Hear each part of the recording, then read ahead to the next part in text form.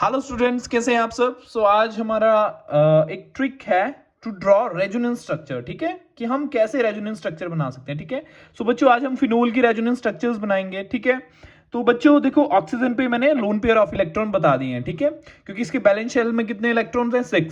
समझ गए। तो 1 2 3 4 5 6 6 इलेक्ट्रॉन्स हैं, हो गए ना। ठीक है, पर ये वाले 4 इलेक्ट्रॉन पार्टिसिपेट नहीं कर रहे, तो we call them lone pair. ठीक है, तो अब क्या होगा, lone pair is converted into bond pair, और बॉन्ड पेयर कहां आ जाएगा, इस कार्बन पे एज अ नेगेटिव। तो देखो बच्चों, रेजोनेंस जब हो रहा होता है तो हमने ये वाला एरो लगाना होता है। ठीक है, तो यहां पे क्या बन जाएगा, देखना यहां पे ये वाले बॉन्ड ऐसे ही रह जाएंगे, ये वाले, और यहां पे नेगेटिव डबल ओ एच, और ऑक्सीजन ने अपना दिया है तो पॉजिटिव। अब क्या होगा बच्चों, ये वाला नेगेटिव बॉन्ड पेयर में कन्वर्ट, और ये बॉन्ड पेयर यहां पे नेगेटिव चार्ज में। ठीक है, अब ये वाला एरो लगा के ही रेजोनेंस होता है बच्चों, समझ गए। अब क्या होगा, यहां पे ये वाला ऐसे ही रह जाएगा, जो पहले थे वैसे ही आप लिख दो जल्दी जल्दी। ठीक है, ये पॉजिटिव पॉजिटिव ऐसे कैसा, अब चेंज हो रहा है इन दो बॉन्ड्स के बीच में हो रहा है ना, ये सिंगल और इस डबल बॉन्ड के बीच में। तो ये डबल से क्या बन जा रहा है, ये double bond is this bond is converted into negative charge, lone pair बोल सकते हो, और ये नेगेटिव चार्ज में बॉन्ड पेयर में कन्वर्ट हो गया। ठीक है, अब ये नेगेटिव फिर बॉन्ड पेयर में कन्वर्ट हो जाएगा, अरे बॉन्ड पेयर फिर कार्बन पे नेगेटिव चार्ज। ठीक है, तो हमने ऐसे लगा देना और ऐसे बना देना। ठीक है, तो इधर नेगेटिव ये वैसे ही लिख दो। ठीक है,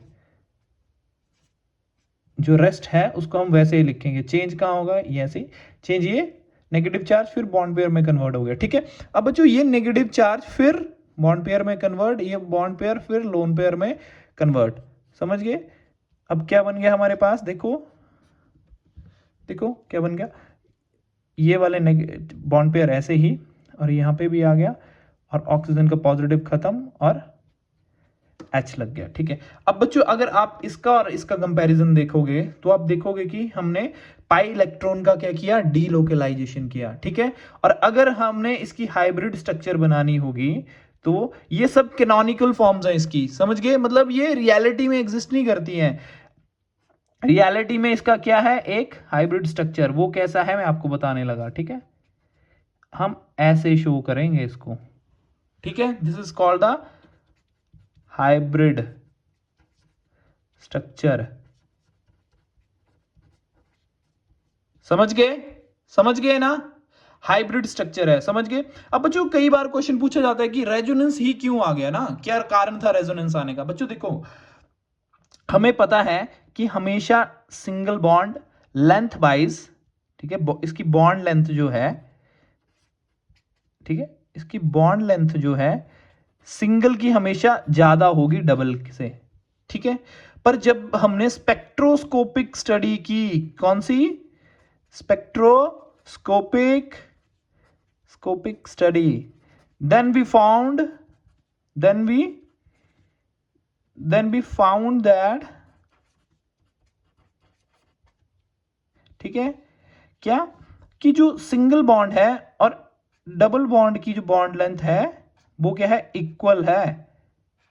ठीक है, ये इक्वल है मतलब, ठीक है, बराबर है मतलब। ठीक है, ऐसे लंबा बना लो जिससे आपको पता लगे। ठीक है, मतलब ये बराबर है, इक्वल लगाया मैंने, इक्वल टू का साइन है ये। ठीक है, इसके बराबर है।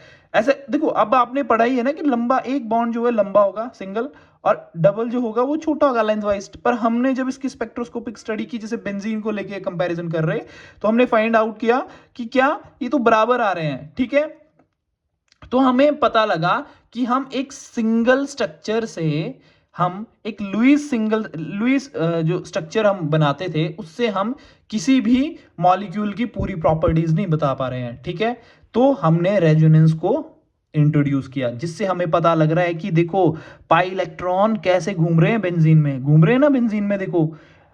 ठीक है, हमने तो सीधा बता दिया था। ठीक है, जैसे हम ओजोन का, आपको मैं एग्जांपल देता हूं एक, जैसे हम ओजोन का O3 का स्ट्रक्चर बनाते थे, तो ये स्ट्रक्चर बन जाता था ना, इसका पॉजिटिव इसका नेगेटिव। ठीक है, अब हमें पता नहीं लगता था कि ये जब हमने इसकी स्पेक्ट्रोस्कोपिक स्टडी की तो हमें भी ये लगा कि ये जो बॉन्ड है, डबल बॉन्ड है, ये तो सिंगल बॉन्ड के बराबर आ रहा है। इट मींस इसका क्या मतलब हुआ? इसका मतलब ये हुआ कि डबल बॉन्ड इस पर्टिकुलर पोजीशन पे एग्जिस्ट ही नहीं कर रहा है। मतलब ये क्या कर रहा है? ये घूम रहा है। जब इसके हमने रेजोनेंस स्ट्रक्चर बनाया तो क्या हो गया? यहाँ पे डबल बॉन्ड आ गया, ठीक है, यहाँ पे पॉजिटिव रहा, यहाँ पे डबल बॉन्ड आ गया। तो बहुत कंफ्यूज हुए साइंटिस्ट। तो उन्होंने बोला कि इसका असली जो स्ट्रक्चर है वो क्या है? वो ये है। क्यों? क्योंकि इलेक्ट्रॉन जो है, पाई इलेक्ट्रॉन जो है, वो घूम रहे हैं एक जगह, मतलब स्टेबल नहीं है। समझ गए? एक जगह नहीं ठहर रहे ये क्या कर रहे हैं? घूम रहे हैं। इधर देखो, इधर पार्शियल नेगेटिव तो आएगा और पार्शियल पॉजिटिव तो आएगा, वो ठीक है, ठीक है, पर मैं जस्ट आपको समझाने के लिए बता रहा है ये, ठीक है। इसका मतलब क्या हुआ कि ये रिंग में सारे पाई इलेक्ट्रॉन घूम रहे हैं। समझ रहे कि एक जगह स्टेबल नहीं, जैसे मैंने इस पोजीशन पे लगा दिया, नहीं, ये घूम रहे हैं। तो केकुले ने हमें कौन सी स्ट्रक्चर दी थी? बेंजीन की, ठीक है, ठीक है। जब हमने इसकी रेजोनेंस की तो इसने भी हमें क्या बताया कि क्या हो गया? ये पाई इलेक्ट्रॉन यहां पे शिफ्ट कर दो, ये इधर कर दो, ये ऐसे कर दो, ठीक है। तो ये बेंजीन का रेजोनेंस हो गया था। पर ये क्या थी? कैनोनिकल फॉर्म्स, कैनोनिकल फॉर्म्स, मतलब ये रियलिटी में एग्जिस्ट नहीं करती थी। जो रियल स्ट्रक्चर था बेंजीन का वो क्या था? ये, समझ गए? इसको बोला हाइब्रिड। क्या बोला? Hybrid structure. हाइब्रिड मतलब दो चीजों से बना है, इन दोनों से मिलके बना है ये, ठीक है। हाइब्रिड क्या होता है? हाइब्रिड कार्स चली हैं ना आजकल, जो इलेक्ट्रिकल से भी चल रही हैं, बैटरी से भी चल रही हैं और पेट्रोल से भी, मतलब दोनों का कॉम्बिनेशन है उसमें। तो ये दोनों का कॉम्बिनेशन बने, इस दोनों की प्रॉपर्टीज आ गई इसमें। समझ गए? समझ गए ना? जैसे और एग्जांपल क्या दूं मैं आपको? अच्छा देखो, अगर मैंने आपको रेजोनेंस का, अगर मैंने अमोनिया के साथ एनिलीन के साथ देना है, ठीक है, तो क्या होगा? क्या होगा? तभी हम, एक बात बताऊं मैं आपको, तभी हम बोलते हैं, इस क्वेश्चन में हमें पूछा जाता है ना, देखो ये क्यों जो इलेक्ट्रोफाइल है हमेशा ऑर्थो और पैरा पोजीशन पे अटैक करता है? क्यों करता है? बताओ क्यों ऑर्थो पोजीशन और पैरा पोजीशन पे ही इलेक्ट्रोफाइल अटैक करता है? क्योंकि देखो यहां पे इलेक्ट्रॉन डेंसिटी ज्यादा है। ये देखो ऑर्थो, ये देखो ऑर्थो, ये देखो पैरा। समझ गए? ऑर्थो पैरा पे ही इलेक्ट्रॉन डेंसिटी ज्यादा है, इसीलिए इलेक्ट्रोफाइल यहां पे आके अटैक करता है। समझ गए? इसी कारण ये हमें कैसे पता चला? ये रेजोनेंस से पता चला। समझ गए? क्योंकि रेजोनेंस ने हमें बताया कि as comparison to meta, ortho और पैरा पे ज्यादा इलेक्ट्रॉन डेंसिटी है। समझ गए? अब जैसे हम एग्जांपल ले रहे हैं इसका, एनिलीन का, तो देखो बच्चों अब क्या होगा? फिर ये इलेक्ट्रॉन यहां पे घूमेंगे, ये इधर कन्वर्ट हो जाएगा। और ऐसा पक्का लगाना है जब आपने क्या रेजोनेंस बनाना है। समझ गए? अब क्या, ये बॉन्ड पेयर कन्वर्ट हो जाएगा नेगेटिव चार्ज में। और जो है अपने फट से वैसे लिख देना है, यहाँ पे डबल बॉन्ड आ गया तो इसने अपने लोन पेयर यहाँ पे दिए तो इस पे पॉजिटिव चार्ज, ठीक है। अब फट से क्या, नेगेटिव चार्ज फिर बॉन्ड पेयर में और बॉन्ड पेयर फिर नेगेटिव चार्ज में, ठीक है। देखो, ठीक है, ये नेगेटिव, ये और NH2 पॉजिटिव, ठीक है। अब ये फिर नेगेटिव चार्ज, फिर बॉन्ड पेयर में और बॉन्ड पेयर फिर नेगेटिव चार्ज में, ठीक है। तो ये लग गया और ये नेगेटिव, ये NH2 पॉजिटिव, ठीक है। अब फिर हमने रेजोनेंस इसका किया तो ये नेगेटिव फिर बॉन्ड पेयर में और ये फिर ऊपर चलेगा और इसका पॉजिटिव चार्ज फिर खत्म कर दिया, ठीक है। होप सो आपको, देखो अब ये और ये, इसमें क्या फर्क दिख रहा है आपको कि जो पाई इलेक्ट्रॉन थे पहले यहां थे, इन्होंने क्या किया, पोजीशन चेंज की अल्टरनेटिवली। समझ गए? तो इसका जो हमने हाइब्रिड स्ट्रक्चर बनाना है वो क्या बनाना है? ऐसे शो करना है कि पाई इलेक्ट्रॉन्स बीच में घूम रहे हैं। अब आपको पता लगा कि रेजोनेंस क्यों लेके आए हम?